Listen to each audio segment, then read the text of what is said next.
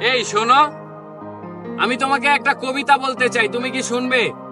তবে শোনো, হ্যাঁ। যাকে দেখে আমি হয়ে উঠেছিলাম জোনাকি থেকে জ্যোৎস্না, যার প্রেম পাওয়ার জন্য পৃথিবীর প্রেমে পড়া হলো না, জগৎকুল নাম দিল তার প্রেমিকা। তাকে দেখার পর চাঁদ, ফুল কিংবা প্রজাপতিকেও সুন্দর মনে হয়নি। তাকে ভালোবাসবো বলে অন্য কাউকে ভালোবাসিনি, তবে সে হয়নি আমার অর্ধাঙ্গিনী। আহ, কি ছিল তার মহিমা! জগৎকুল নাম দিয়েছিল তার প্রেমিকা। সে তো হারায়নি, বরং আমি হারিয়েছি আমায়। সে বলেছিল ভালোবেসে পাল্টে দেব তোমায়, বিচ্ছেদের জামানায়। আহা হা, এর বিপরীতে আমার মুখে সিগারেট আর কবিতাই মানায়। ভালোবেসে হারালাম আমায়। তাকে করা স্পর্শ অথবা তার করা ক্ষিপ্র চুম্বন যেন লেগে আছে আজও ঠোঁটের কোণে।